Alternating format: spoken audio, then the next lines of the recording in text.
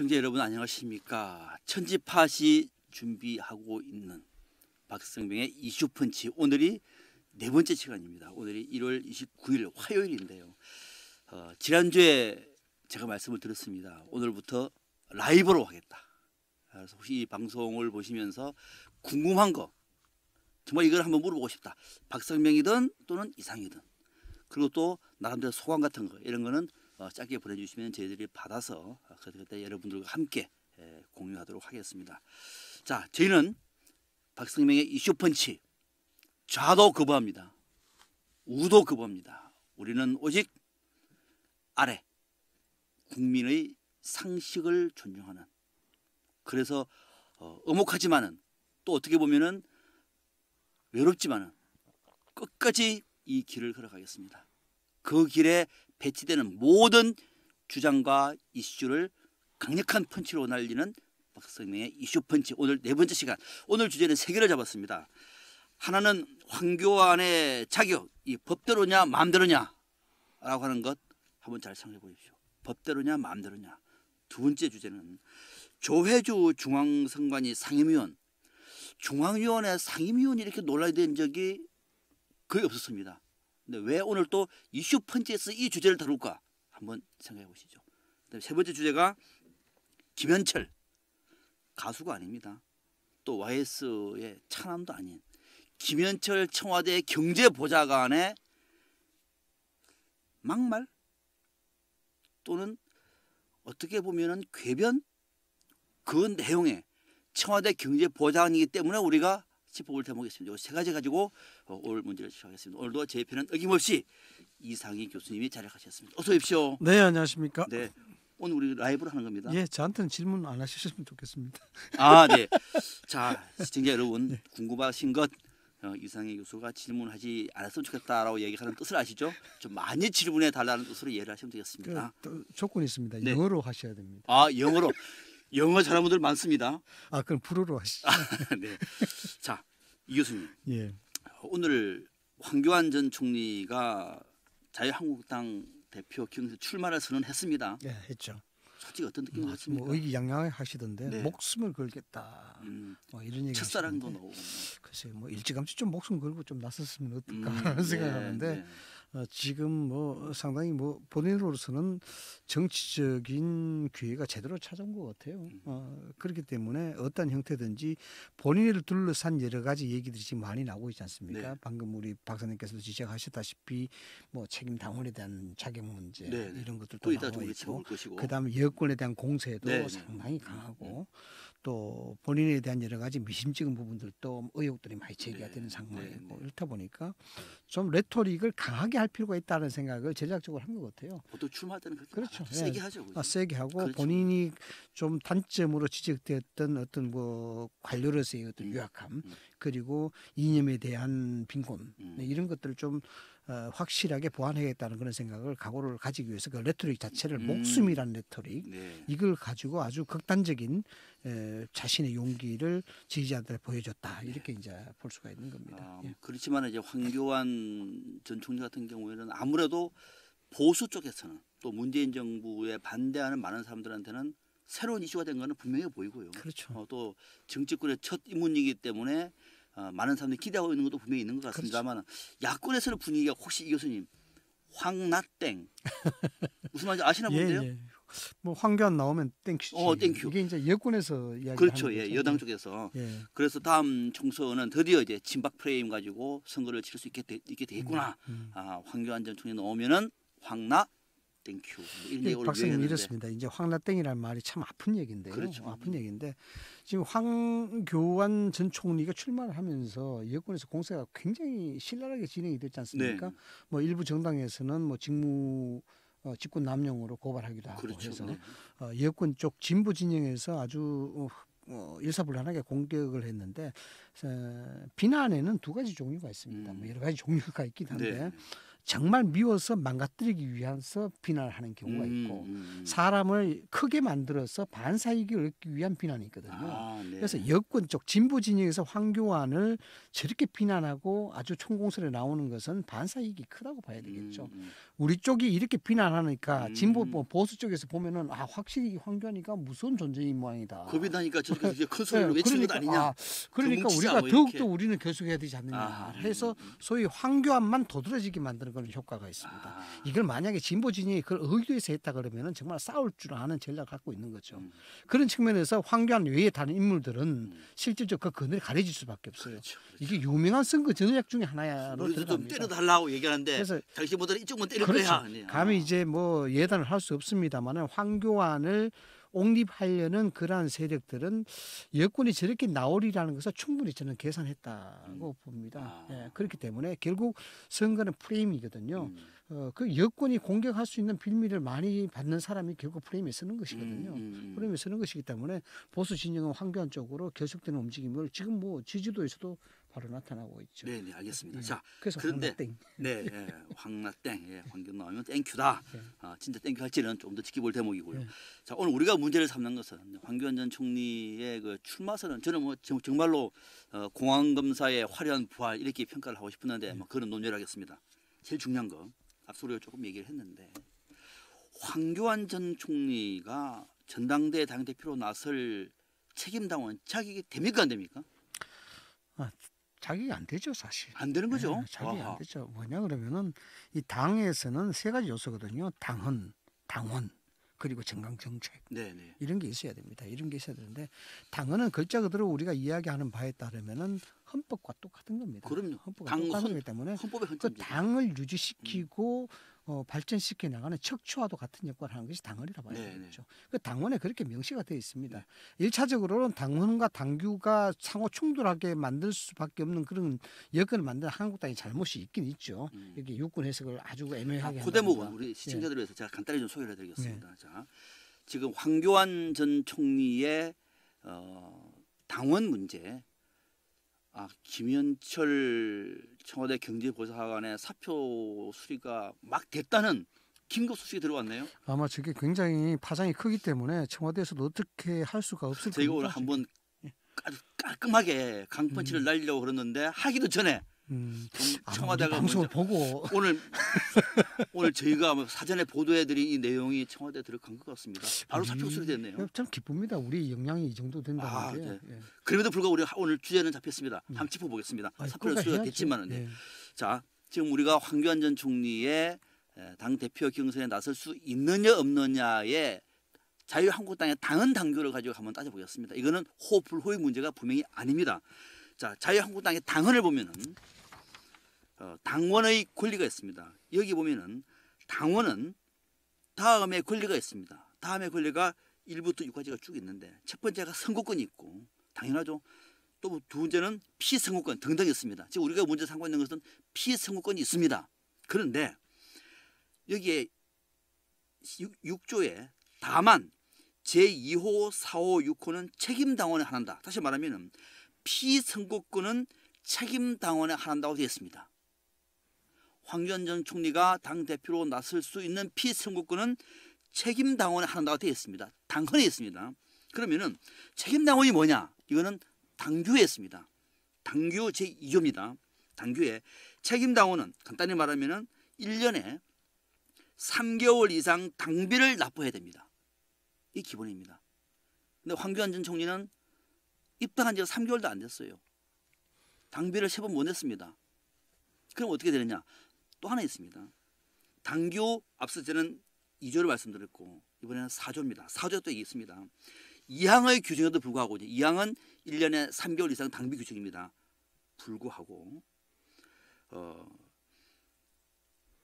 중앙당 공천관리위원회 등의 요청이 있는 경우 등입니다. 요청이 있는 경우에 최고위 의결로 책임당원 자격 부여 요건을 변경할 수 있다 이렇게 되어 있습니다. 이 대목의 핵심입니다. 그러니까 최고위, 지금은 최고위가 없으니까 비대위가 되겠죠. 비대위 의결로 책임당원 자격 부여 요건을 변경할 수 있다. 할 수 있다는 겁니다. 해야 된다가 아니라 할 수 있다. 그러면은 몇 번 양보를 해서 이 2조 사항을 한다고 하더라도 이 권한은 최고위 그러니까 지금 김병준 비대위의 의결로 요건을 변경할 수 있다. 안 하는 것이 원칙인 건데 할 수도 있다 되었습니다. 그런데 지금 당에서는 벌써 이런 말씀을 다 나와버렸습니다. 들어보니까요. 뭐 김병준 비대위원장 같은 경우는 형식주의 논리로 봐도 만든다. 이 얘기는 용납할 수 없다는 얘기였고 김영대 사무총장도 안 된다는 얘기고 한성교 상임정부위원장은 된다는 얘기고 박관영 중앙당 선거관리위원장은 오늘 전체 회의에서 유권 해석을 했습니다. 출마할 수 있다. 또 이렇게 했습니다. 황교안 전 총리 본인은 제가 법조인입니다. 출마에 아무런 문제가 없습니다. 당헌 당규 앞뒤로 잘 보면 답이 다 있다. 그렇게 판단하고 출마를 해버렸어요. 당 비대위가 최종 결정을 하기도 전에 법조인이라고 하면서 출마를 해버렸습니다. 이 교수님, 이게 저는 공당의 이 어떤 그 운영이라든지 당 대표 나서는 사람들의 이 수준이 저는 이런 것은 정말로 더더욱 법조인이라고 얘기하면은 더 조심해야 될 텐데 불구하고 당헌 당규를 완전히 무시하는 것 아닙니까 이거? 그렇죠. 뭐 사회든 사람 사는 것도 마찬가지겠습니다만은 사회가 유지시키고 조직이 발전시켜 나가려 그러면은 원칙이 준수가 돼요. 그럼요, 네. 그것이 어떤 경우든지 원칙이 준수가 돼야 되는 게 사실입니다. 그런데 지금 뭐 자세하게 말씀을 잘 해주셨습니다만은 실질적으로 당헌 6조에 그게 나와 있지 네, 않습니까? 그렇습니다. 뭐 책임 당원이 되기 위해서는 최소 3개월 동안 당비 납부가 필요하다라고 명시가 돼 있고. 피선거권 공직 후보 추천을 받을 권리라든가 당협 임원이 될 권리는 책임 당원으로 한다라고 명시가 되어 있습니다. 그런데 이제 결국 이제 당규에 대한 문제가 대두가 되는데 전체적으로 따져보면 이런 거죠. 포괄적 내용을 이래 보면은 그 명시한 당헌 내용을 보면은 문제가 있는 것이 맞다. 네. 그러나 당규로 보면은 이럴 수도 있고 저럴 수도 있다라는 겁니다. 어제까지만 하더라도 언론에서는 이제 한국당 입장을 보도한 바에 따르면은 이런 거죠.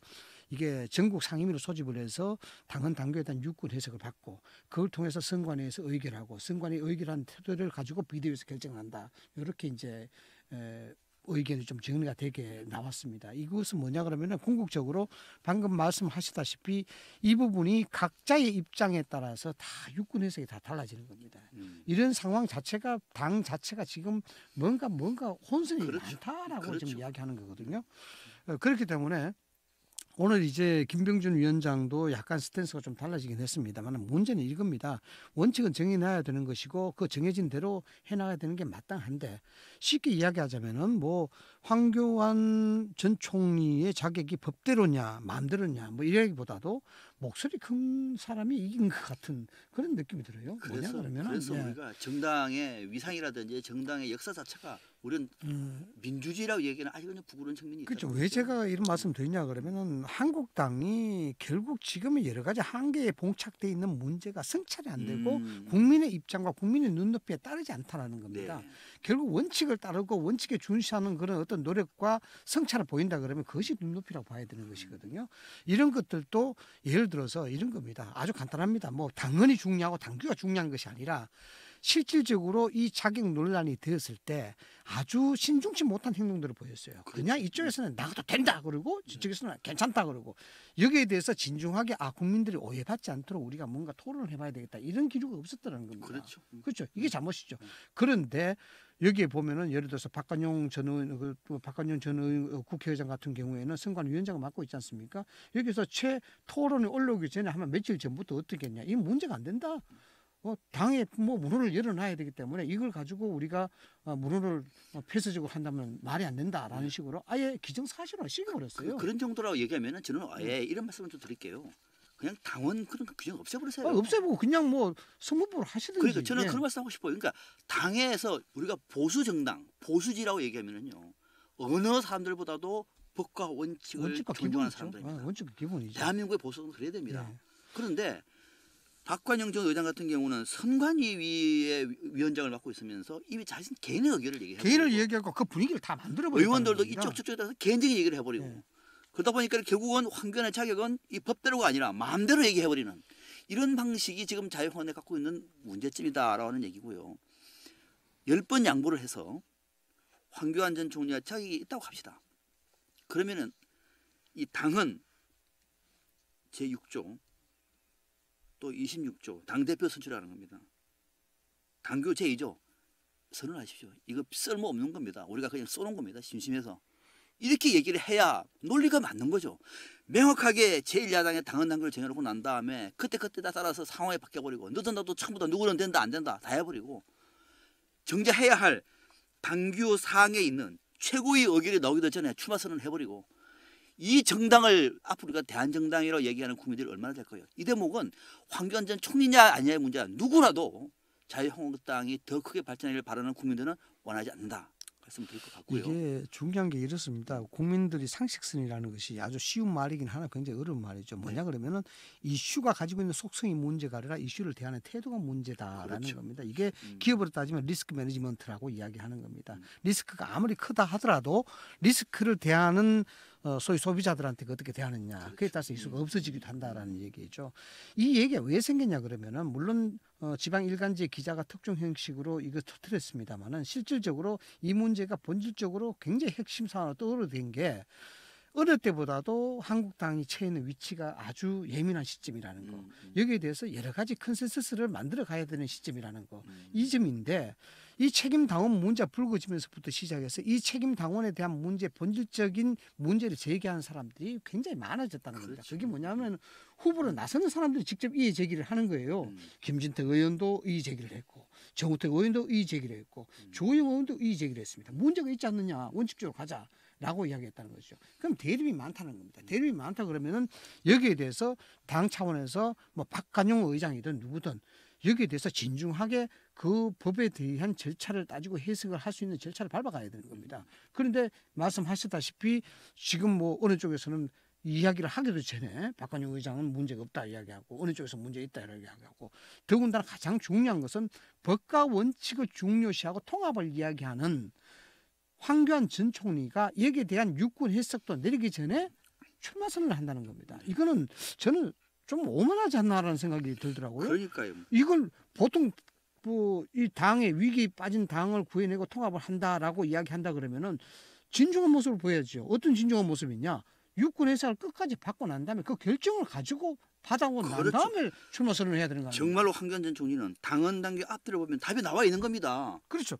아무리 본인이 법 철학을 했고 법을 전문적으로 공부한 사람이라 할지라도 절차에 따른 여군 육군 해석과 결론이 나기 전까지는 어떠한 정치 행보를 해서도 안 된다는 게 진짜 제 생각입니다. 그렇죠. 더군다나 또 한 가지 더 오늘 뭐 선관위에서 여기에 대해서 결정을 했지 않습니까? 결정을 했는데 비대위에 올라가겠죠. 그래서 기자들이 물었습니다. 비대위에 올라가서 부결될 가능성이 있습니까? 라고 박관영 의장한테 물었죠. 물으니까 박관영 의장이 뭐라 이야기했냐 그러면 이런 얘기입니다. 당규에 의하면 선거 관리에 관한 규정에 대해서 선관위가 최고 의결 기관이라는 규정이 있다. 따르라는 얘기예요. 그건 선거 관리잖아요. 예. 이거는 지금, 이거는 지금 당원 자격의 문제예요. 그러니까 여기에 대해서 차원이 다른 겁니다. 힘의 우위를 이야기해 보는 거예요. 그러니까 참 힘의 우위를. 그러니까 박관영 의장은 당원이 쉽게 말하면은 전당대회라든지 경선의 규칙이라든지 이런 것에 대해서는 전당대 또는 당 선관위가 중심을 잡는 것이 맞는 거죠. 그렇죠. 그런데 지금 우리는 그 규칙의 문제가 아니라 당원에 관한 문제예요. 자세에 대한 문제도 돼요. 자세히 문제이기도 하고. 예. 그래서 이 문제가 설사 지금 이제 결국은 김병준 비대위원장 손으로 넘어갔습니다. 이제 비대위에서 그렇죠. 어떤 결정을 내릴지는 모르겠으나 만약에 자기 된다고 하더라도 그럼 자유한국당은 편법을 쓴 거죠. 마음대로 해버린 것이고 그럼 자기 안 된다고 얘기하면 또 드디어 이제 판을 좀 벌려가지고 좀 흥이 될 만한데 꼭 당헌 단계까지 발목을 잡아야 되느냐 또라고 하는 또 역풍도 있을 수 있는 거예요. 이래저래 지금 자유한국당은 어렵습니다.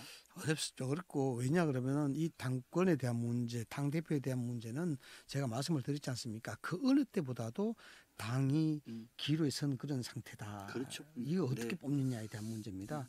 중요한 것은 지금 2년 동안 한국당이 당으로서 역할을 제대로 못했지 않습니까? 이제 겨우 뭔가 지지도가 약간씩 올라가고 있는데 이게 한국당이 잘해서 된 게 아니지 않습니까? 이른바 여권에서 반사 효과. 그렇죠. 반사 효과를 보고 여기에 대해서 정말 오갈 데 없이 기대를 한번 그려보겠다 해서 한국당 눈길을 주고 있는데 이런 어떤 기본적인 원칙 절차도 뭐 지키지 않고 뭔가 모르게 뭔가 옛날의 어떤 구시대의 어떤 그런 방법처럼 그런 회귀돼가는 그런 모습을 보고 어느 지지자가 이게 뭐 할까 이런 부분도 굉장히 참 중요한 건데 이걸 왜 그렇게 가볍게 여기는지 저는 그 얘기가 잘 되지 않습니다. 당의 책임당원이 어떻게 되는 것인지, 자기 어떻게 되는 것인지 이 문제까지도 정리를 못할 정도의 대한민국 제1야당이 자유한국당이라고 한다면은 참 비극입니다. 그리고 법을 전공했다고는 황교안 전 총리가 당헌당규 앞뒤를 잘 보면 답이 있다고 얘기했는데 아무리 앞뒤를 봐도 답이 없습니다. 오히려 제가 말씀을 드리고 싶습니다. 앞뒤 잘 보면은 책임당원 조항이 있습니다. 황교안 전 총리는 자기 안 됩니다. 10번 양보해서 최고위 의결로 할 수가 있습니다. 그러면은 최고위 의결로 할 수 있다고 얘기를 하고 그 이후로 출마 선언을 미뤄야죠. 그것이 진정한 보수로서 법조인의 양심 아닙니까? 바로 그 문제를 제기하는 겁니다. 자, 두 번째 넘어가겠습니다. 두 번째는 이 교수님, 예, 중앙선거관리위원회 상임위원 예. 이거 되게 센 자리입니까? 되게 센 자리죠. 그래요? 어떤 자리입니까? 이게? 국무위원의 자격을 갖고 있고요. 임기가 6년입니다. 6년. 법상의 그렇죠. 임기까지도 보장이 돼 있고. 6년이면은 2020년 총선, 그렇죠. 다음 대선, 지방선거. 그럼요. 다 총괄할 수가 있죠. 어마어마하구나. 실질적으로 중앙선관위의 아주 핵심적인 자리다. 이렇게 보시면 될 것 같고요. 그러니까 중앙선관위에는 위원장이 있습니다만 위원장은 대법관이 형식적으로 있는 것이고 비상임이고 그렇죠. 실질적으로 9명의 선거관리위원 중에서 상임위원으로 핵심은 상임위원, 상임위원이죠. 대통령이 임명한 사람이 그렇죠. 호소는 합니다만 중앙선거관리위원회 행정사무를 총관장한다 보시면 됩니다. 인사까지도. 예, 중앙선거관리위원회가 뭐 정치적 중립성, 뭐 독립성 이걸 굳이 따지 않더라도 어떤 일을 하냐 그러면 간단해요. 선거 범죄에 대한 조사, 그다음 선거 비용에 대한 조사, 선거법 위반 행위에 대한 조사. 이 선거 관련된 건 다 하는 겁니다. 만약에 박성명이 출마를 했는데 선거법 위반 사항이 있어요. 그럼 맨 처음 조사하는 데가 바로 중앙선관위죠. 예, 중앙선관. 여기서 조사해가지고 문제가 박성명이가 무슨 문제인지 다 알고 있는 거죠. 검찰이 잊혀버려. 그 심각하다 그러면은 검찰이 여기서 해. 예. 심각하지 않다 그러면은 그냥 경고만 해. 그 그렇죠. 권한도 실질적으로 선관위의 상임위원이 할 수 있다. 그래서 지금 야당에서는 굉장히 신경 쓰고 있는 거군요. 영향력이 아주 비대하다. 네. 일종의 뭐냐 그러면 호루라기죠. 심판의 역할입니다. 심판이 어떤 위치냐 그러면 우리가 좀 더 쉬어가는 틈에서 심판을 이야기하자 그러면 경기장의 고독한 사나이 아닙니까? 그죠? 경기장의 고독한 사람. 예, 고독한 사람이죠. 네, 뭐냐 그러면은 뭔가 환호 속에서도 그늘에서 움직여야 되는 사람이고 그렇지. 스타에 박수를 보낸 사람한테 반칙이라고 호루라기 불게 되면 그 사람한테 야유를 보내는 그런 사람입니다. 그래서 제가 심판에 대해서 공부한 자료를 찾아보니까 이런 표현을 했더라고요. 어떤 표현을 했냐 그러면은 실질적으로 심판이라는 직업 자체가 축제에 스며든 밀항자이며 수호신이며 박해받는 순간이다. 잘 찾아오셨네요. 예. 그래서 준비를 많이 해 오셨습니다. 심판이니까. 아하. 그래서 근데 재밌는 게 있습니다. 이거 우리가 이제 스포츠를 보고 이제 심판을 많이 떠오르는데 그렇죠. 모든 중립적 기능을 하는 사람은 심판 아닙니까 사회적으로도. 근데 심판이 축구 심판 같은 경우에는 꼭 이것이 명문화되어 있지 않습니다만은 좀 불문으로 지켜지고 있는 것이 직업을 가지게 되어 있습니다. 특히 외국 같은 경우에는 심판이 왜 직업을 가지냐 그러면은 물론 외국 같은 경우에는 학업과 스포츠를 병행하기 때문에 스포츠를 그만두더라도 학업을 할 수 있는 그 학업 때문에 다른 직업을 가질 수가 있지만은 돈, 금은 거래 유혹을 빠지지 않기 위해서 돈에 우리가 현혹되지 않는다. 심판은 심판이다. 벌을 먹고 사는 거는 다른 직업을 갖겠다. 이런 것 때문에 직업을 갖는 게 심판에 대한 상당히 의미 있는 철학이 있네요. 그렇죠. 아하. 그래서 이 중앙선거관리위원회는 특히 상임위원회 자리는 대한민국의 어떤 조직의 룰보다도 강한 심판의 기능을 갖고 있습니다. 그렇군요. 아하. 그래서 여기에서는 정치적 공정성, 독립성이 어느 때보다 중요하고 그 무엇과도 핵심으로 이야기되는 게 바로 그 점입니다. 그래서 중앙선거관리위원회 상임위원 자리가 아주 중요하다. 그럼요. 그래서 자유한국당이 단식 쓰지 말라 그랬는데 5시간 반이라 그래서 단식 안 쓰겠습니다. 5시간 반이 단식이냐 그랬는데 릴레이 농성에 들어간 이유가 또 국회 일정을 보이콧한 이유가 바로 그렇게 중요한 자리라고 얘기했는데 그러면은 조혜주 상임위원이 정치적으로 이제 편향이 됐다. 네. 독립적이지 못하다고 하는 그 근거가 대선 백서에 조혜주 위원이 문재인 캠프의 공명선거 특보를 기록이 돼 있다라고 하는 것이 근거예요. 그렇죠. 그런데 민주당에서는 그런 사실 없다. 본인도 그런 사실 없다. 실무자가 잘못 기록한 착오다라고 얘기를 했어요. 그러면서 활동한 적이 없다라고 하는 증명서까지 떼줬는데 이 정도 되면은 그래도 좀 넘어갈 수 있는 문제 아닐까요? 자, 그 문제에 대해서는 제가 말씀을 됩니까? 드리겠습니다. 왜냐 그러면 제가 그 소위 말해서 백스를 만들기 전에 명단을 취합하고 거기에 대해서 판단하는 그런 자리에 있었습니다. 아, 그러셨어요. 소위 말해서 공식 목록을 만드는 자리죠. 그래서 제가 이제 저도 경험상 거기서 말씀을 있었습니다만은. 말씀을 드리자면 2008년도 당시에 이제 선거가 끝나고 전체적인 공식 목록을 다 취합을 하니까 약 40만 명이 됐어요. 네. 너무 많다는 거죠. 그래서 중복되는 명단 40만 다 명 추리고 명단만 하더라도 다 합치한 건 오해네요. 다 이래 정리를 하고 보니까 한 3,000명 정도가 됩니다. 그 3,000명 정도는 인적 DB를 만들어 가지고 여기에서 정말 정책적으로 훌륭한 사람들 그리고 도덕적으로 깨끗한 사람들 이런 사람들의 뭐 인재를 기용하는 그런 수순을 밟게 하고 뭐 그런 루트를 거칩니다. 그걸 토대로 해서 이제 백서가 만들어지겠죠. 그렇겠죠. 대선 백서를 만들겠죠. 네. 그 백서라는 의미가 뭐겠습니까? 가감 없는 그 행적을 기록하는 것 아니겠습니까? 그렇죠. 말 그대로 백서죠. 그렇죠. 그게 들어가는 사람이 공신 아니겠습니까? 그렇죠. 그럼 공신에 대한 백서의 기록을 가볍게 한다?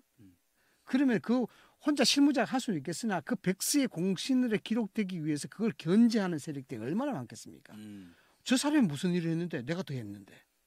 여기는 한 명이었으니까 경쟁자가 없었으니까 할 수도 있지 않을까요? 아니, 그러니까 더욱더 공신이라는 것이죠. 아, 그래서 더 더욱더. 한 명이니까. 그렇죠. 그러니까 공명선거 특보라는 그 자리도 굉장히 선거법이라든가 이런 거 보면 캠프에 가면은 항상 그것을 자문해 줍니다. 자리에 앉아 있습니다. 그렇죠. 왜냐 그러면은 이게 정말 눈 감고 아웅하기 때문에 제가 이런 말씀 드리는데 대선이든 국회의원 선거든 선거법에 저촉이 되면은 정말 도람이 타불이 되기 때문에 그렇죠. 불구분이 돼버립니다. 그렇기 때문에 항상 캠프 내에는 상주하는 사람이 있습니다. 공명선거 그러니까 이 분야가 선거를 잘 아는 사람이 그렇죠. 선거법 아하. 위반되느냐 안 되느냐 그 자리가 항상 상지게 돼 있습니다. 상주를 한다고요. 네네. 그래서 어떤 행보를 한다든가 또 아니면은 어떤 정책을 결정해서 퍼포먼스를 한다든가 누구를 만나서 밥을 먹는다든가 이럴 때 자 이거 선거법 어떻게 돼? 물으면 그 사람이 바로 대답을 해줍니다. 물론 선관에서도 파견이 나와 있어요. 네. 파견이 나와 있는데 거기에 대해서 적극적 역할을 하는 사람이 적극적 역할하는 사람이 특보로 임명이 되는 겁니다. 그렇겠네요. 예. 아하. 저희 때도 있었어요. 네. 그러면 그 사람 한 명밖에 없는데 이 사람이 그러면 활동 안 하고 실무자가 실수로 기록했다. 이거는 그러면- 습득이 안 되는 거예요. 그럼 이게. 문재인 대통령은 대선 때 그러면은 공명선거 특보가 없었다는 얘기네요. 그렇죠. 공무사고 특구 없었고 뭐 한 어느 명은 본인이 아니라고 얘기하면 없었다는 그래서 얘기예요. 어느 분이 뭐 조언을 했긴 했는데 이 사람이 아니라는 거겠죠. 예. 그러면 그 사람이 공신 목록에 올라가야지요. 그렇죠. 예, 백서에 올라가야죠. 그렇죠. 그렇지 두 명인데 한 명을 잘못 썼다고 얘기가 이해가 되는데 딱 한 명 썼는데 한 명이 실무자 않습니까? 차고다. 그러니까 실득이 안 된다는 자 거죠. 그런데 실득이. 이 교수님, 예. 자 이거는 좀 약간의 그러면은 이제 논란이 정치적인 편향이 있다 칩시다. 편향이 있다고 하는 것이 중앙선거관리위원회 상임위원회 자격에는 문제는 법적인 문제는 없는 거죠. 법적인 문제가 있죠. 법적인 문제가 있습니까? 헌법 114조에도 네. 정당 활동을 했거나 이러면은 중앙선거관리위원회 임명하면 안 되는 겁니다.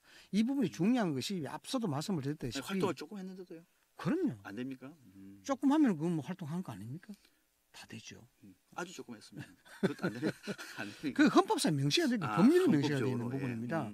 이런 부분들이 실질적으로 되면은 여기에 그 처벌에 여기 보면은 어떻게 되냐 정당에 가입하거나 정치에 관여할 수 없다라고 명문화가 딱 되어 그거는 있어요. 이제 선거관리위원이 되고 난 다음에는 선거관리위원회법에 따라서 정당에 가입하거나 정치활동 할 수가 없습니다. 아 그러니까 이 파면이라든가 이런 거 못하게 되어 있는데 뭐 그 전이라도 하기 전에도 네, 하기 전에 만약에 제가 당원이었습니다. 그럼요. 당원을 사퇴하고 갈 수 있잖아요.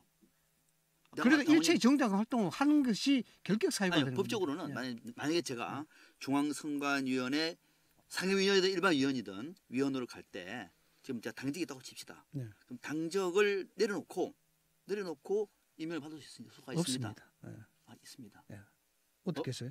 그러니까 선관위 안에서 추천을 할 때는 당적이 없다는 사실을 증명을 해야 돼요. 당적이 없는 걸 예, 없다는 증명해야 사실. 되겠죠. 그러니까, 예. 그 당적이 있다가 없어버리면 당적이 없잖아요. 그걸 증명하면 돼요. 근데 그건 무슨 말인지 법률적으로 알겠습니다. 문제가 예, 없습니다. 없는데 앞서 말씀드린 것처럼 중앙선관위의 정치적인 중립성과 관련되어 있는 정치적인 편성의 문제는 논란이 있기 때문에 그래서 박근혜 대통령 때도 한국 당시의 새누리당의 윤리위원이 임명이 됐다가 그때도 논란이 있었잖아요. 논란이 있었죠. 네, 그래서 법적인 문제는 없으나 정치적인 문제는 있을 수 있다는 말씀을 드린 것이고 또 하나 우리가 이 대목과 관련돼서는 이런 게 있습니다. 자유한국당에서 물론 이제 상임위원이라는 자리가 좀 크구나를 알았습니다. 우리가 배웠는데 크다고 그래서 이 중요한 타이밍에 국회 일정을 포기할 정도로 상당히 이 문제 파급 효과를 극대화시키고 있다라고 하는 전략도 있을 것 같아요. 그냥 뭐 정치적인 중립성이라든지 객관성이라든지 이런 것이 아니라 뭔가 조혜주 상임위원을 때리면서 얻는 정치적인 효과도 있을 것 같아요. 이렇게 저는 그런 생각이 듭니다. 이 대표 경선을 앞두고 당연히 똘똘 뭉칠 수 있는 공동전선이 아닌가 싶은 생각도 들고요. 또 하나는 뭐냐면은 지금 국정조사라든지 특검이라든지 해가지고 지금 상당히 많이 요구하고 있지 않습니까? 민주당에서 응하지 않고 있습니다. 응하지 않고 있어요. 그렇죠. 협상할 때도 유리하겠다는 생각이 들어요. 협상할 때도 좋겠다, 유리하겠다. 또 하나가 지금 야 3당은 선거제도 개혁과 관련해서 지금 초미의 관심사입니다. 1월 달에서 논의하고 난 다음에 2월 20일 국회가 안 되면 덜어지거든요. 그거를 물타기 하면서 시간을 보내려고 하는 그런 전략도 있지 않는가? 제가 좀 잘못된 생각인 거예요. 저는 그런 생각이 들었는데 어떻게 보십니까? 뭐 정치에 의도가 없는 건 없죠. 뭐 그렇겠죠. 전부 다 의도를 갖고 있죠. 의도를 갖고 있는데 조혜주 선관위 상임위원회 임명 자체는 야당의 입장으로서는 특히 한국당의 입장으로서는 물러설 수 있는 한판이 될 수밖에 없죠. 왜냐하면 선수가 감독하는 선수를 그 경기력을 저해하는 심판에 대한 선정에 대한 부분이거든요. 감독을 믿을 수 우리가 없다. 스포츠 경기를 보더라도 심판이 어떻게 하느냐에 따라서 경기력에 엄청난 영향을 주지 않습니까? 이것도 똑같은 그런 맥락에서 볼 수 있는 거죠. 축구 일본하고 이란하고 하는 거 봤는데 예. 이란 선수들이 그 심판에 대해서 저항하고 막 좀 논란을 하다가 완전히 역공을 당해버렸어요. 그렇죠. 3대5로 져버렸습니다. 예.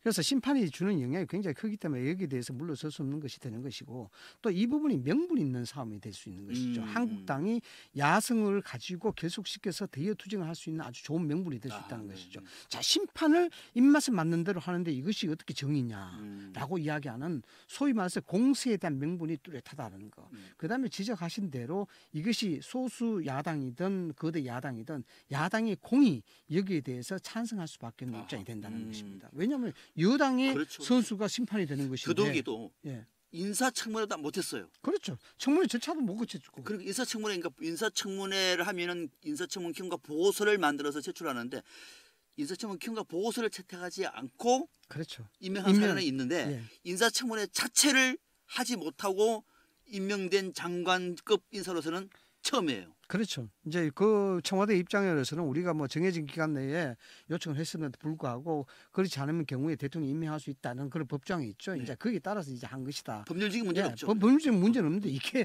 그냥 그걸 형식적인 문제를 따져서 그렇죠. 안 되는 이것도 것이죠. 정치적 문제가 아니죠. 이건 그렇죠. 그럴 수 없는 문제입니다. 그럴 수 없는 문제예요. 그렇다 그러면 인사청문회 자체를 안 해야죠. 저도 그런 생각이 들어요. 안 그러면은 예. 인사청문회도 안 되고 장관급인데 그것도 예. 대통령의 뜻대로 임명한다고 얘기하면 굳이 인사청문을 할 필요가 없지 않습니까? 그래서 이 문제가 사실 문제가 없지 않아 있습니다. 뭐냐면 제도적인 문제인데 인사청문회에 대한 유용성에 대한 논란도 됩니다. 그런데 대법관 같은 경우에는 인사청문회를 통해서 국회 임명 동의를 받게 되어 있습니다. 네. 그래서 그만큼 뭐 중립성과 독립성이 중요하다는 것이죠. 그에 못지않은 게 중앙선거위 상임위원들이고 위원장이거든요. 그런데 이 사람들은 상임위의 인사청문회만 하고 임명 동의는 필요 없는 거죠. 그렇다 네. 그러면 굳이 이 자체가 논란이 될 수밖에 없는 이게 독립성이 보장이 되겠느냐라는 그런 문제가 있는 거예요. 그래도 9명이 그 위원으로 선정이 되지 않습니까? 네. 대통령 3명, 국회 3명, 그다음 대법원장이 3명 네, 하지 않습니까? 맞습니다. 그런데 사실상 대법원장이 임명하는 3명 이 사람은 대법관 중에 1명, 그다음에 법원장 중에 2명 이렇게 해서 3명이거든요. 그렇습니다. 그럼 여기에서 대법관이 위원장이 됩니다. 호선으로. 네. 되는데 이게 사실상 법리적으로 좀 맞지 않는 얘기예요. 왜냐하면은 대법관이 위원장이 되는데 대법원으로 선거법이 상충되는 그런 경우가 있어요. 그렇죠. 네. 그런 상충된 경우가 있는데 그럼 그걸 또 어떻게 풀어야 되냐 이거죠. 법리적으로. 네. 이 부분 자체가 각 법원의 독립성이라든가 이런 부분들이 좀 논리에 맞지 않다 그래서 문제시 될 수 있는 그런 소지가 굉장히 많습니다. 그래서 주로 이제 상임위원은 대통령이 임명하는 사람들 중에서 호선으로 되는 경우가 많다. 예, 그렇죠. 이번 같은 조혜주 상임위원은 바로 딱 그런 예, 경우다. 그런 경우죠. 그래서 아무리 대통령이 임명하는 그런 대상이라 할지라도 이거는 근본적인 중립성과 공정성에 대한 문제이기 때문에 그렇습니다. 인사청문회를 거친다는 것은 대통령이 임명했다 하더라도 대통령이 지명하는 그 권한이 있다 하더라도 이 사람이 정말 심판의 역할을 할 수 있느냐 그 자격 유무를 국민들한테 보여주는 것이거든요. 그 국민한테 보여주는데 그 야당에서 협조를 하지 않았다. 그래서 그 절차를 무시한다는 것은 굉장히 국민을 가볍게 보는 것이라 그런 처사다 볼 수 있는 거죠. 그렇죠. 이전에도 박근혜 정부 때도 그랬다라고 하는 저는 비판은 적절치 않아요. 박근혜 정부는 그렇게 해서 망했습니다. 그죠? 지금 문재인 정부가 그렇게 말하면 분명히 안 될 것 같고요. 이전에는 그렇다고 하더라도 문재인 정부만큼은 안 했으면 좋았을 텐데 인사청문회도 하지도 않고 장관급 인사를 임명했다. 또 거기다가 한두 번도 아니지 않습니까? 아니 인사청문회 하지 않는 건 처음입니다. 아 인사청문회 하지 않는 건 처음이고 이제 예. 또 거기다 더 나가서 우리가 방금 공부했습니다만은 중앙선관위의 상임위원이라고 하는 막중한 자리에 있는 사람까지도 이렇게 한다고 얘기하면은 문재인 정부의 인사 문제, 도덕성 문제에 대해서 국민이 어떻게 볼 것인가라고 하는 문제에서 좀 탈았으면 좋았을 텐데 그러지 못한 문재인 정부를 비판하는 겁니다. 자, 네, 이런 뭐하고요. 앞서 참 그 얘기를 우리 안 했는데 예. 선거법 협상은 안 될 것 같은데요. 조혜주 상임위원 사퇴 문제를 가지고 계속 지금 나경원 자유한국당 원내대표가 이렇게 보이콧을 해버리면은 여야 협상 자체가 안 되는데 뭐 선거제도 끝나는 거네요. 저는 이게 일종의 적과의 동심 아닌가라는 그런 생각이 들어요. 왜냐하면 거대 정당은 상호 대립적 관계에 있다가도 동지적 관계로 돌아서거든요. 그런 것들이 이제 상당히 비일비재한데 선거법 협상과 선거제도 협상 이 문제는 양당 간의 이익과 직결되는 그런 문제입니다. 그래서 어쩌면 조혜주 상임위원건으로 인해서 국회 보이콧을 하는 것이 이것이 이제 양당 간 거대 양당 간 뭔가 이해관계가 그렇죠. 바로 그 대목이에요. 맞아떨어진다라고 보는 거죠. 이거 가지고 국회가 열리지 않으면은 정개특위도 하나만 한 얘기고. 그래서 그 예민하게 보면은 소수 이제 민평당이라든가 바른정당 같은 경우는 벙어리 냉가서 말는 거죠. 그럼요. 이게 중선의 상이면 이건 분명히 절차상 잘못된 건 맞단 말이죠. 여기에 대해서 그럼 빨리 그것을 농성하지 마 풀어라 이야기할 수도 없는 풀고 문제. 빨리 선거법 문제를 얘기해야 되는데 그것도 못하고. 그것도 못하고. 이러지도 못하고 저러지도 못하는 소수 야당의 그 아픔이 거기에 녹아 있는 겁니다. 나경원 원내대표 전략도 분명히 있었던 것 같아요. 아마 그런데 이 방송을 보다 아마 반대를 못할 것 같습니다. 아니 나경원 대표가 그런데 뭐 그렇게 현명하신 분이 5시 반을 단식을 하니까. 그거는 좀 실수를 한 것 같아요. 아니 제가 포항 사람인데요. 네. 과메기를 줬는데 과메기를 날것을 먹어야 맛있는데 그 과메기를 날것을 안 먹고 구워 먹는 하고 누가요? 구워 먹는 거가 똑같다는 겁니다. 요리를 잘 못한다는 거죠. 네. 과메기 포항. 그렇군요. 지금 과메기 철이네요, 그죠? 지금 지금 이제 막바지죠. 2월 달까지니까. 알겠습니다. 자, 과메기에서 세 번째 주제 넘어갑니다. 앞서 제가 긴급 뉴스로 말씀드렸는데 김현철 청와대 경제보좌관이 사표를 냈는데 수리가 됐다는 소식을 방금 전에 전해드렸는데요. 사표 낼 수밖에 없었고 사표 내기 전에 이런 논란이 있으면은 사전 사퇴를 했어야죠. 빨리 해야죠. 대통령 죄송합니다. 국민 여러분 죄송합니다. 제가 학자라서 편안한 마음을 말씀드렸는데 그러나 책임 있는 자리에서 말씀을 잘못했습니다. 제가 사퇴하겠습니다 했으면 더 좋았을 텐데 그냥 이런저런 해명만 하다가 청와대에서 사표 수리가 됐습니다. 자, 김현철 청와대 이제는 전 경제보좌관이라고 하겠습니다. 1962년생이고요. 일본에서 경영학 박사학위를 받았습니다. 기업의 변화라든지 기업의 성장 이 부분이 핵심 전공이라 그럽니다. 서울대학교 국제대학원 교수로 있으면서 지금 청와대 경제보좌관인데 신남방정책 특위위원장을 맡고 있습니다. 네. 그래서 지금 아마 아시아는 얘기를 한 것 같아요. 그렇죠. 자, 한번 짚어보겠습니다. 김현철 보좌관이 했던 내용이 뭐냐면 이런 내용입니다.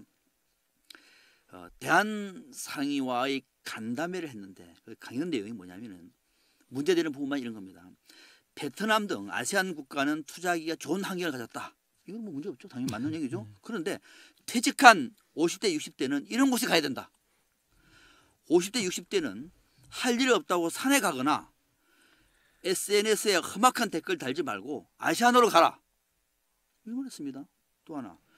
젊은이들이 취직이 안 된다고 헬조선이라고만 말하지 말고 아시안 국가를 가보면은 해피 조선을 느낄 것이다. 저는 이 말 듣고 이분은 개념이 없는 것인지 아니면은 뭘 모르는 것인지 아니면 정말 염장을 지르는 것인지 저도 지금 이제 내일 모레 60대인데요. 듣는 60대 정말 기분 나쁩니다. 아니 산에 할 일 없다고 산에 가면 안 됩니까? 그리고 50대 60대가 험악한 댓글 달면 안 됩니까? 이거를 일반 교수나 일반 논평을 하는 사람도 이 말 들으면 서운한데 청와대 경제보좌관의 발언이기 때문에 더 분노하는 거죠. 그럼요. 이건 염장 지르는 얘기입니다. 네. 염장 지르는 얘기입니다. 뭐 구태여 여러 가지 수사를 동원할 필요도 없고 경제정책보좌관이라 그러면은 실질적으로 경제에 있어서 사령탑이라 봐야 되겠죠. 네. 장하성 실장 이상 가는 어떤 파워를 가지고 있는 사람이라고 봐야 됩니다. 그 컨트롤 타워죠. 그 컨트롤 타워가 여기에 대해서 그에 대한 대안을 제시하지 않고 여기에 대해서 50, 60대에 대해서 뭔가 책임을 전가시키는 듯한 태도 그런 발언 이거는 뭐 염장 지른다는 얘기밖에 할 수밖에 없죠. 왜냐 그러면 모른다 그러면 그런 인식을 가진 사람이 왜 경제 정책을 하느냐가 문제가 되겠죠. 그렇지 않습니까? 그리고 뭐 우리 박 박사님도 이제 60을 바라봅니다만 저도 이제 60을 바라보지 네, 않습니까? 그렇습니다. 우리 5, 60대가 슬픕니다. 얼마나 그래서. 억울합니까? 춥고 배고픈 세대를 70년대, 80년대를 겪었고 혹시 이 민주도 교수님은 그 겪었고 학교 그만두시고 저기 아시안에 가서 투자할 돈은 있습니까? 그래서 제가 이제 말씀을 드리는 근데 박항서 감독을 얘기를 하는 바람에 이거 어쩌다가 정말 나온 엄청 어려운 일을 한 사람인데 이거를 우리처럼 박항서 이 베테랑 축구 감독을 비유로 들으면은 너무 부담되지 않습니까? 그분은 축구나 잘하시지 않습니까? 저는 축구도 못하고 그러니까 뭘 하시려고 와서요? 그래서 뭐 달리 할 것도 없고 지금 뭐 국가에서 아선해 주신다 그러면은 뭐 가지요. 그런데 글쎄요 참 이걸 우리가 이렇게 이야기해야 될지 정말 제 가슴이 답답한데요. 문제가 많습니다. 문제가 많습니다. 더군다나 신남방 정책 이 자체가 우리 문재인 대통령이 2017년도에 한 인도 비즈니스 포럼에서 이야기한 것 아니겠습니까? 예, 거기에 대해서 이제 문화, 정치, 경제적으로 교류를 하면 좋겠다 해서 미국, 중국, 일본, 러시아를 능가하는 새로운 신남방 건설 발전 이걸 뭐 도모하는 건데 그 이면은 그런 게 있죠.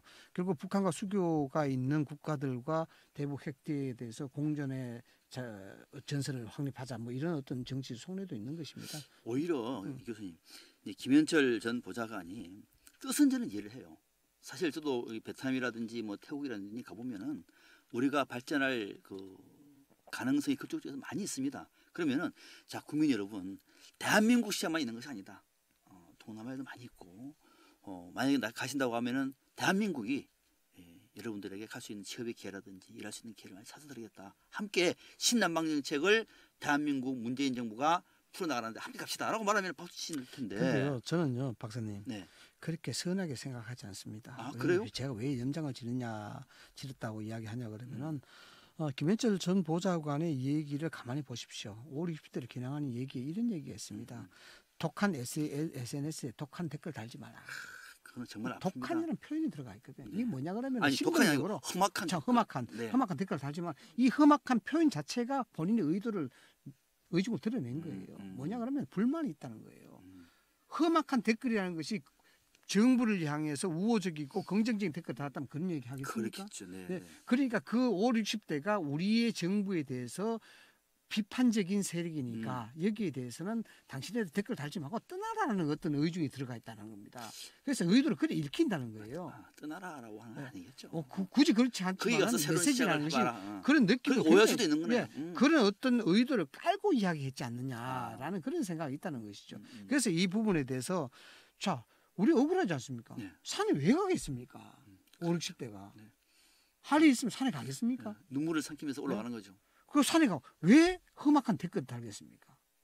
내가 왜 산에 가야 되는 처지가 아프기 때문에 정부가 그렇죠. 똑바로 하라고 험악한 댓글 다는 거 아닙니까? 일찍 은퇴는 했고 사퇴는 했는데 그렇죠. 아이들은 아직도 크고 있고. 그럼 대한민국 정부 고맙습니다 이렇게 달겠어요? 그럼요. 나가서 또 뭐 저기 나름대로 치킨집이라도 하나 하려고 그랬는데 인건비가 올라가지고 그것도 못 하고 돈은 없고 그렇게 해서 지금 산에 가고 있는데 그러지 말고 댓글 달지 말고 아시안으로 가라고 하면은 그 사람들은 더 눈물을 흘리는 거죠. 치킨집 이야기 나왔으니까 제가 말씀을 드렸는데요. 통계청 자료에 따르면은 대한민국에서 치킨집이 얼마나 많으냐 그러면은 뭐 3만 곳 이상이 된다는 거 언론에 나왔어요. 맥도날드 전 세계 매장보다 더 많습니다. 더 많은데. 아 그렇습니까? 네.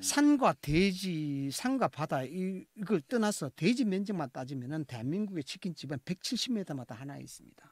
서울은 120m마다 하나. 제가 바로 있고요. 지금 질문을 하는 건데 어떻게 자료를 다 알고 계십니까 그렇게? 네, 진짜 외우고 있죠. 그런데 왜냐 그러면 전혀 우리 저 대본 없이 하는 얘기인데도 불구하고 치킨이 거리 제한까지 다 갖고 있어요? 예, 170마다 하나씩 있습니다. 그러면 그만큼 치킨이 많다는 거예요. 치킨 좋아하시나 보다. 예, 2013년 기준으로 아마 3만 곳이 넘었습니다.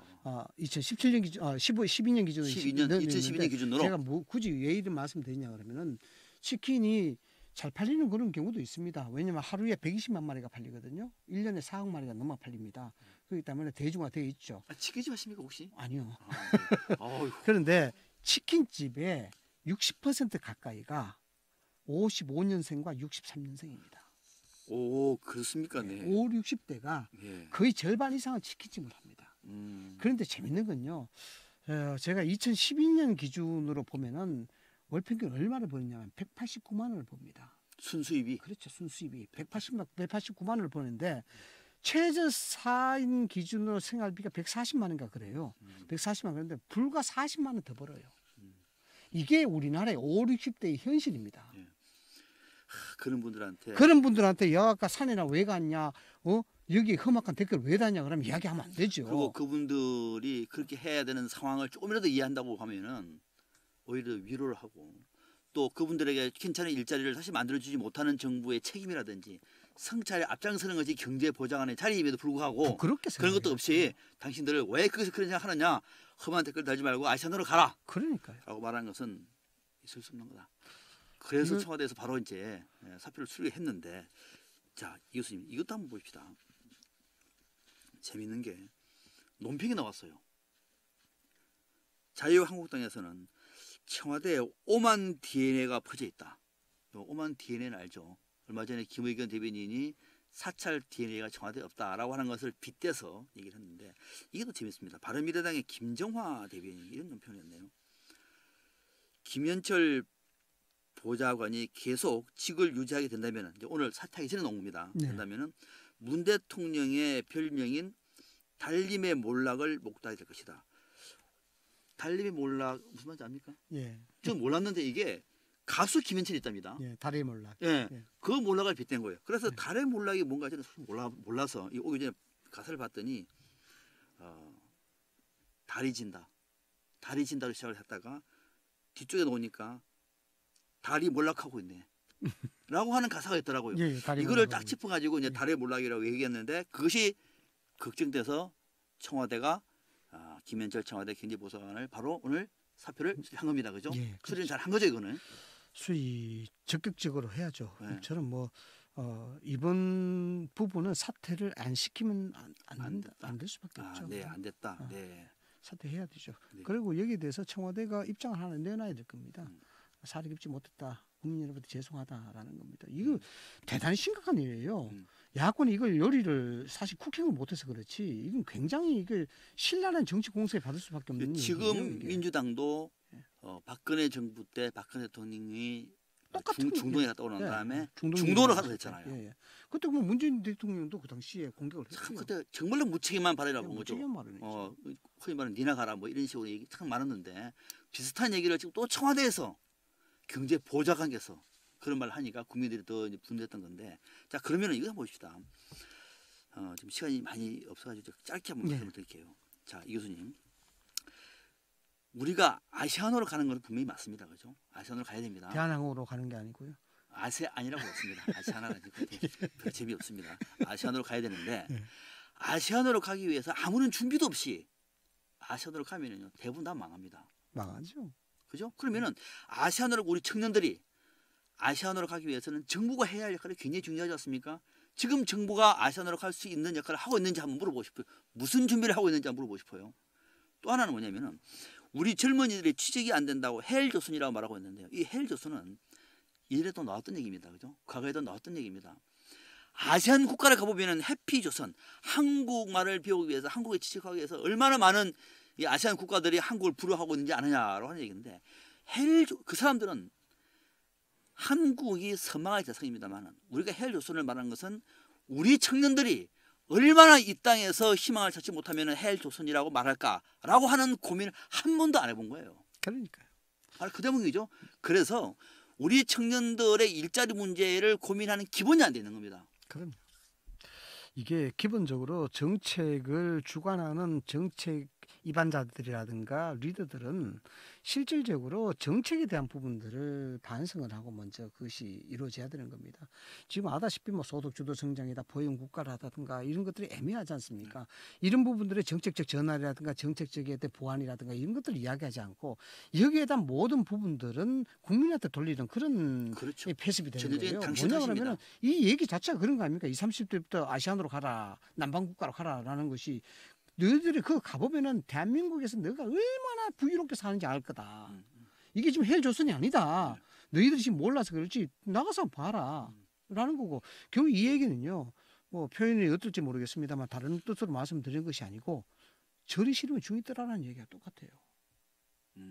따지면은 이거는 정책을 책임지는 사람들이 할 얘기가 아닙니다. 이것이 의도가 어떻든 의도가 뭐 다르든 간에. 그런 문제도 있는데요. 그러면 이건 그렇게 따지는 문제가 아니죠. 더군다나 이게 그냥 국회의원이 했다든가 그냥 뭐 일반 기업인이 했다든가 아니면 책임 있는 어떤 사회의 명망가가 이야기했다 이런 해석을 또 그렇게 할 수 있겠죠. 그래서 우리가 좀 더 멀리를 바라봐야 되겠구나 이렇게 할 수 있지만은 정책을 다루는 사람들이 했다는 것은요 정책에 대한 성과와 정책에 대한 문제점과 개선점을 그렇죠. 먼저 이야기해야 되는 겁니다. 그렇기 때문에 여기에 충족하지 못했다라는 거죠. 이런 거죠. 전세금을 내가 1억에 있는데 전세금을 1억에 있는데 집주인이 1억 5천을 올려달라고 합니다. 아버지 어떡할까요? 참 5천만 원이 없습니다. 그러니까 아버지가 냉정하게 이렇게 이야기합니다. 그러면은 1억 밑으로 전세를 가면 되지. 이런 논리가 똑같은 거예요. 현재 누리고 있는 그 자체는 네가 가지고 있는 덤이니까 포기하라는 겁니다. 꿈 깨라. 그렇죠. 정책은요. 1억 5천에 대한 전세금 5천만 올려달라 그러면 그 5천만 원을 어떻게 만들어야 될 것이냐. 그것이 바로 아버지의 역할. 그렇죠. 정책을 만드는 권력의 그 몫이다는 역할이죠. 거죠. 그래서 5천만 원에도 그거는 그렇죠. 네가 정말 그 형편이 안 되면은 그걸 포기해야지. 1억 밑으로 낮춰서 가면 되지. 그걸 뭐 고민하고 이야기하냐. 그게 정책의 입안자들이나 정책을 책임지는 사람들이 할 얘기는 아니죠. 그렇지 않습니까? 만약에 최저임금을 8,000원을 달라라고 노동 시위를 하는 노동자들에게 드디어 딱 나타났습니다. 여러분들 시급을 8,000원 원합니까? 동남아 가면은 3,000원이면 됩니다. 그러니까 정신 차리세요. 라고 말하는 것과 똑같은 거죠. 그렇죠. 당신은 무슨 할 말이 있느냐. 설득력이 없는 거죠. 예. 그래서 청와대 경제보좌관의 자질이라든지 이거는 말의 실수가 아니라 인식에 근본적인 문제가 있었다. 그래서 우리 오늘 문제를 제기했는데 좀 강하게 비판을 하려고 했습니다마는 조금 전에 김현철 청와대 경제보좌관이 사표를 냈고 수리가 됐다는 말씀을 드리겠습니다. 자, 저희는 오늘 여기까지 다루고요. 다음 주 화요일에 6시에 다시 라이브로 인사를 드리겠습니다.